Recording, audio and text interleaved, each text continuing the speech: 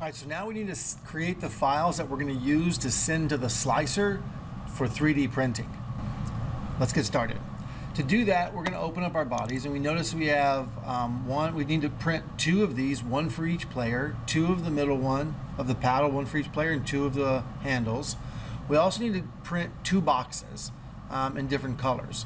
So we'll do 1 set of those and print them on 2 different printers. So really I just need this one, score. So I'm going to right click on the score and I'm going to do save as mesh. I'm going to make sure that 3MF is selected here and the unit type is millimeters. If this doesn't say millimeters, cancel out, come over here to document settings, change millimeters or change whatever you have into millimeters. Prusa is going to expect a file in millimeters, so make sure you have yours in millimeters. So I'm going to right click on score again, do save as mesh. On this one I'm going to use refinement as high and click OK. It's going to ask you where to save it to. You are going to save it to the USB drive on your computer. I'm going to save mine directly into Google Drive. You don't have an option to do this, I don't think. Klask. And this is the score. I'm going to hit save. Okay, 1 done. Now we need the paddle. We're going to send 1 of these over. So again, save as mesh. And I'm going to keep my refinement high, millimeters 3MF. Click OK. And I'm going to do paddle save.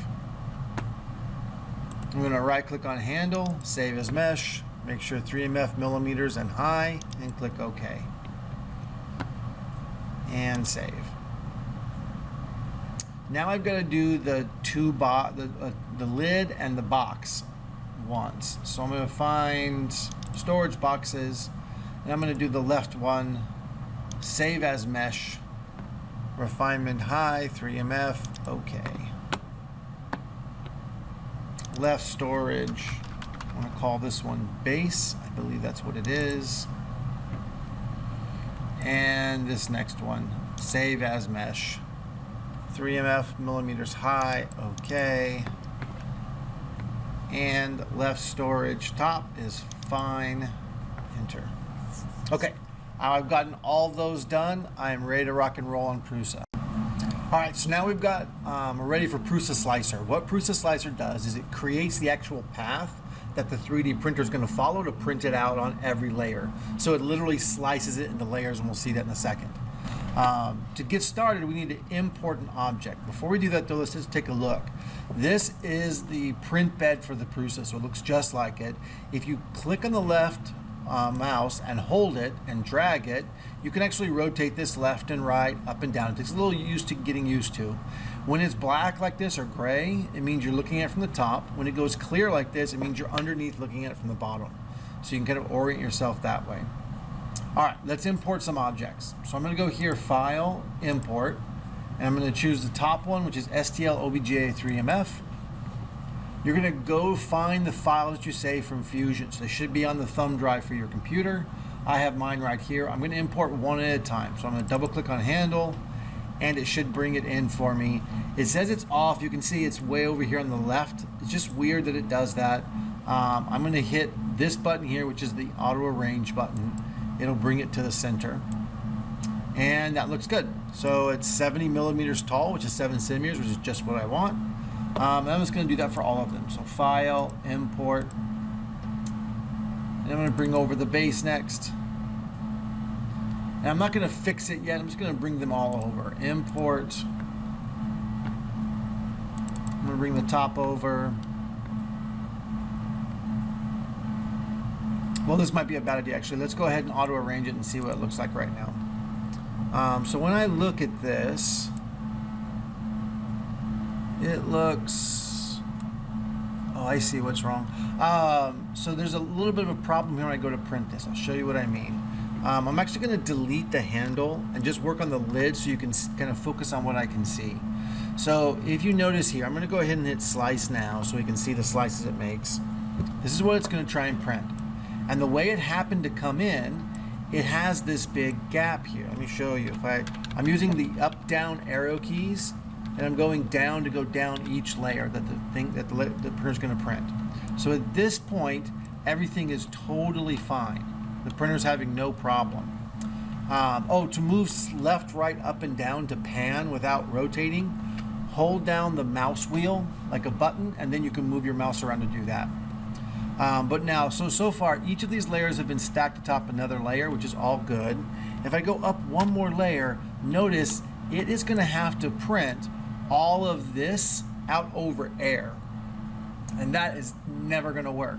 So this model here is upside down for me. I need to flip this over and print it on the other side. So I'm going to bring the layers back up to the very top here so I can see them all.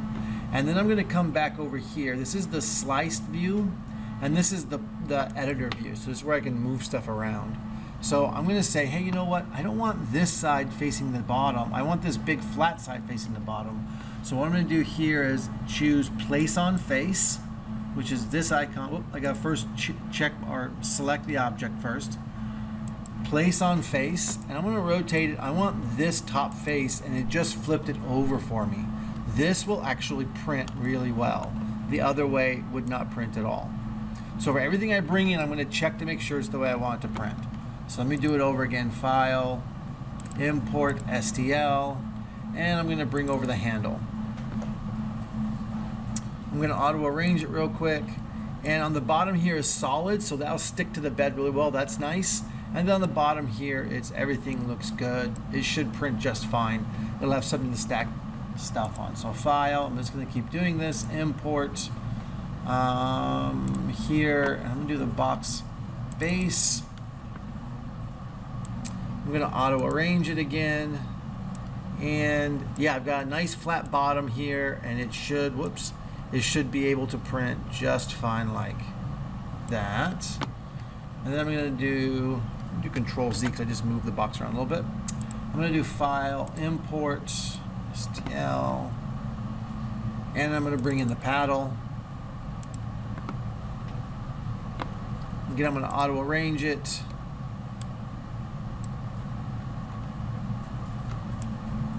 Oh, there it is, way out there. Auto arrange, there we go.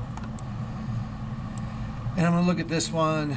So here, this is not going to want to stick too great. It'll work though, I think, but there's really no other way to print it that would be easy to print. And then it's going to build up, and we have this tapered inside. I'll show you what it looks like on the slices. It should print great.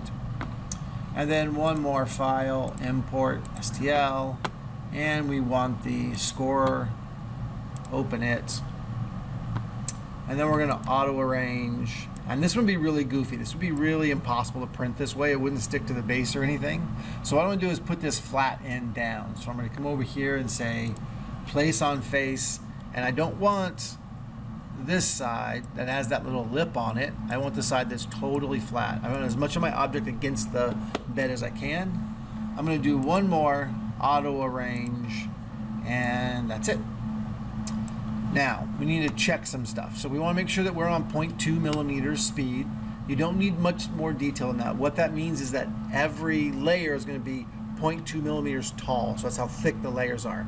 The thicker the layer, the faster the print, but the lower the quality of the print. If you're doing something like this where you're just printing tubes and boxes, you won't tell the difference. I'm going to kick this. Yeah, I'm going to kick this up to 0.3 draft. It's going to make my print, no, I'm going to leave this 0.2. I like 0.2. It's a good medium. And then the filament you want is generic PETG or PETG of some type. If you don't have it here, let me know. I'll help you find it. And then the printer you want to make sure you have is the original Prusa i3 MK3S, MK3S Plus. If you don't have that printer, let me know. I'll come help you with it. All right, so at this point, we're ready to slice. So I'm going to hit Slice now. It might take a minute or two for your computer to slice it. It's a lot of layers to slice through. Okay, we're almost there. So I know it's still working because that green bar is still there. Now it should be ready to go. All right, and now what I'm going to do is I'm just going to use the down arrow key on my keyboard and just go down and watch. You can see the layers coming down here. There's a total of, I don't know, what was it? 300 and some layers. So 350 layers to make this. I'm going to keep coming down, and I'm looking for places where there is some plastic overlapping. over just air and see if it's going to work or not work. So everything looks good so far. You can see now I'm working on the box. The box looks good. So here you can see on the inside of this paddle, there's the plastic is coming in every layer, but it's not coming in so much that it's not being supported. So this should print okay. It looks like it's always on top of each other. It's always on top of the last layer. So everything looks great. It should print just fine now. Let's just keep going down to the bottom and see if we can't find any other problem children. Yeah, it looks great.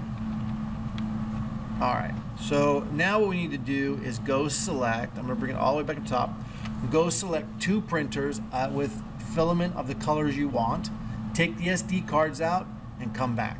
I'll do the same. All right, so I've got my 2 SD cards, I'm ready to rock and roll. I'm just gonna put one of them in the computer. When I do that, Prusa will notice that I put one in it. This screen may launch as well. Go ahead and close that screen. And then over here on the right hand side now, there's a export to SD card. Click on that button. It'll bring the SD card up and it'll give it a name. And this name, I'm actually going to change this to be Klask pieces. That way I know what it is. And I'm just going to say save. Now the file type is called G-code. G-code is a specific type of file, like a Word doc or an Excel or Sheets document, but it's for sending instructions to a 3D printer. It's formatted in just the right way. So I'm going to hit save. That's going to be saved onto that card. When it's done saving, it'll pop up in a little orange window here that asks me to eject. So I'm going to say, yep, I want to eject that card. Now it's ready to come out. Wait until you see that, otherwise it's in the middle of writing the data and you'll ruin the file. I'm going to put the other SD card in, and I'm going to repeat the process. I'm going to click on this Send to SD card button, and I'm going to call this Klask Pieces, and I'm going to hit Save. Wait for my eject button to come up, that way I know it's done writing all the data, and I'm going to eject. Now if you look down here, it tells you a bunch of interesting information. It tells you you're using 26 meters of filament, so that's like 75 feet of filament. It's 80 grams at a cost of about $2.25. So this Klask board will be $4.50 here plus the wood we use. And it tells you how long it's going to take to print. It's going to be 5 hours and 39 minutes to print this thing.